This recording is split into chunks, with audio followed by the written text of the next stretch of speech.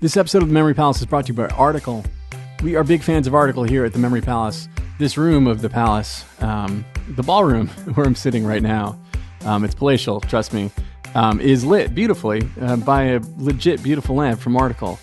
This stuff is of extraordinarily high quality. It is truly lovely furniture that's influenced by, mid-century modern and Scandinavian styles. I have a feeling you're really going to like it. If you've never checked it out before, summer and warmer weather is right around the corner here in the Northern Hemisphere. And they really have fantastic outdoor furniture. It's totally worth checking out. Go to article.com and take a look. The stuff looks great, and it is made with all these outdoor-friendly materials like teak and acacia wood and granite and galvanized steel and rattan. And it comes to you with a flat delivery fee of $49, regardless of what you're buying and how big the order is. So go to www.article.com/memorypalace and get $50 off your first purchase of $100 or more. That is www.article.com/memorypalace. Go check it out.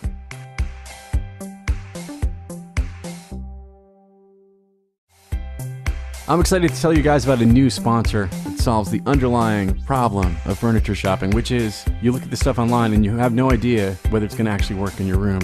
Well, say hello to Modsy. With Modsy, you can see new furniture in a 3D model of your actual room and redecorate it until you get your room just right. You're going to send Modsy a few photos of the room, you're going to answer a short online style quiz, and that's it. Then you have this sort of 3D model of your room, and then you can take furniture that they have from all these great partners, like Crate and Barrel and West Elm, and spin them around, and you can see exactly how they're going to look in your space. And there's no more, crossing your fingers and just hoping it's going to fit, or crossing your fingers and just hoping that the colors aren't going to clash. You can swap stuff out until you find just the right thing you're looking for. So head over to modsy.com/memory and you can get yourself a 20% discount on your first room. That's modsy.com/memory. This is The Memory Palace. I'm Nate DiMeo. Mary Walker would wear what she wanted. Her father was the first to say it was so. He was a farmer and a country doctor, although that didn't mean a ton.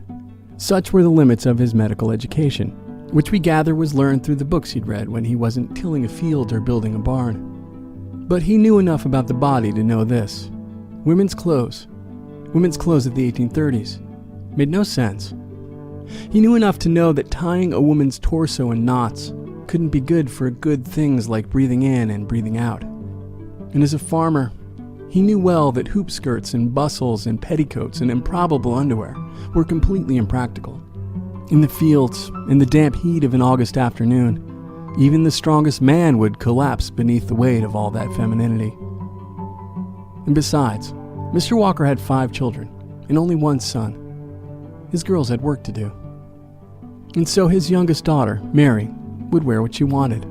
Pants and shirts and boots, boy clothes, or as she would call them, clothes. There was something in the air there in upstate New York in the years of Mary Walker's youth. It was a time of spirits and of spirited women, when new religions were founded, Mormonism, Adventism, Shakerism, and ism after ism after ism. A time when spiritualists and mediums claimed dominion over the world of the dead, and when other women began to stake a claim to their rightful share of this one. When Mary was 16, Elizabeth Cady Stanton, Lucretia Mott, Susan B. Anthony, Sojourner Truth, and other women of the age met in Seneca Falls, half a day's ride from the Walker farm, and made speeches and declarations, and generally drew the dot that serves as the starting point of just about every timeline that charts progress in the lives of American women. So there was something in the air then and there, and unencumbered by a corset, young Mary Walker was free to breathe it all in. Her parents, too. And when Mary was old enough, they encouraged her to move to Syracuse and enroll in the only medical school in North America that accepted female students. She met a boy there, a fellow student, and the two of them dreamt of the simple life they'd lead after graduation. They'd find some small town that could use a couple of energetic young doctors and set up shop. He'd have his patients, she'd have hers. They'd buy a little house. They'd talk about their days over dinner. Funny things their patients said. Maybe sit on the front porch counting fireflies. A simple life. Familiar even. Maybe not all that unlike the one you're living or trying to live right now. But it wasn't right now. And to want to live that life then, to make a claim for that simple dream, was a radical act. And the people of Rome, New York weren't having it. They didn't want a female doctor. And it turned out neither did Mary's husband. He cheated on her. And the marriage and the simple dream were over before they had barely begun.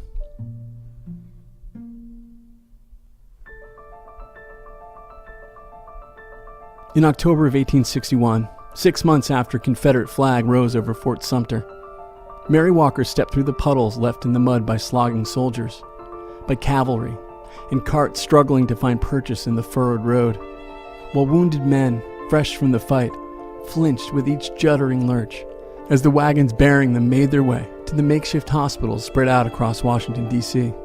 For days since Mary had arrived, she'd crisscrossed the city, the unfinished Capitol dome rising above the low-slung buildings, keeping her oriented as she went from hospital to hospital offering help. The Civil War raged just beyond Washington. The Army medical staff was overwhelmed and desperate for doctors. But when she would arrive at their doors, they would look at her clothes and her pant legs caked with mud and ask her to put on a dress and a corset and enlist as a nurse. But Mary Walker would wear what she wanted. And Mary Walker wasn't a nurse. She was a doctor. She'd show them her credentials and letters of recommendation, and they'd show her the door, over and over, until she found a surgeon progressive and or desperate enough to take her on, pants and all. For 3 months, Mary Walker worked as a ward doctor in a temporary hospital in the patent office of the United States government. Each morning she'd cross the marble floor, beneath the vaulted ceiling, and past the displays of patent models, the miniature versions of machines and gadgets sent by their inventors to demonstrate their vision. 3-dimensional avatars for devices and dreams their makers hoped would remake the world in ways large and small. And here was Mary Walker, much the same. A model of a type of life still to come, from a future when women could prescribe medicine and dress wounds and dress as they pleased. Her boss was impressed with her. And when Mary asked him to write a letter on her behalf and asked the Surgeon General for a proper appointment, an official job with a paycheck and a military rank appropriate for an assistant surgeon in the Army, he was happy to do so. But no appointment came. So Mary left. And for the next 3 years, she moved from camp to camp, battle to battle. She'd find a desperate surgeon needing an extra pair of hands, and not caring for the moment whether that pair of hands was attached to a man or a woman. And for the next 3 years, she tended to the sick and the injured. She sutured wounds, removed bullets and shrapnel in limbs and teeth, held cold cloth to feverish foreheads, held the hands of the delirious and the dying. And for 3 years, again and again, she would ask for an appointment and proper pay in the uniform of an assistant surgeon in the Grand Army of the Republic. And she'd be told that women weren't allowed to be doctors in the Army. She couldn't have a rank, and she couldn't wear the uniform. But Mary Walker would wear what she wanted, and she made her own uniform, with an officer's coat, and the green sash of a surgeon, and the gold-striped pants of Mary Walker. The male doctors were confused. Many were offended. They didn't know what to do with her, but they couldn't do without her. And she kept working. And in one of history's finest examples of dressing for the job that you want, her commission came. She was named an assistant surgeon for the Army of the Cumberland and sent to the Western Front.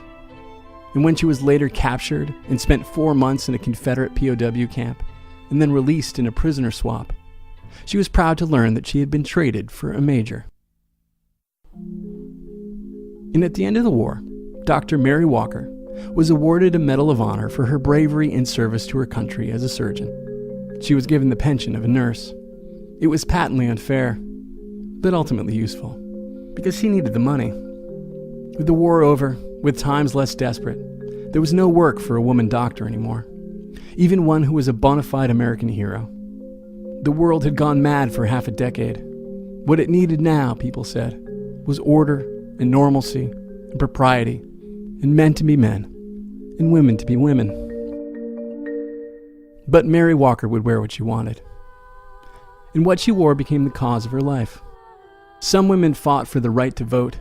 Some women fought for the right to work. Mary Walker fought for the right to wear what she wanted.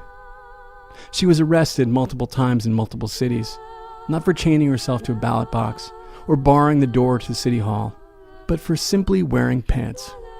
But still, Mary Walker would wear what she wanted. Perhaps remember that when you throw on some shorts to go for a run, or scrubs to remove a gallbladder, or leggings to walk to class, or jeans to drop the kids off at daycare before you stop off to vote on your way to the office. Mary Walker lived to a ripe old age, into the next century. Long enough, I'm afraid, to receive a letter informing her that the rules governing the distribution of Medals of Honor had been changed. And since she had never been under direct fire, she had to return hers. But she didn't. Because Mary Walker would wear what she wanted.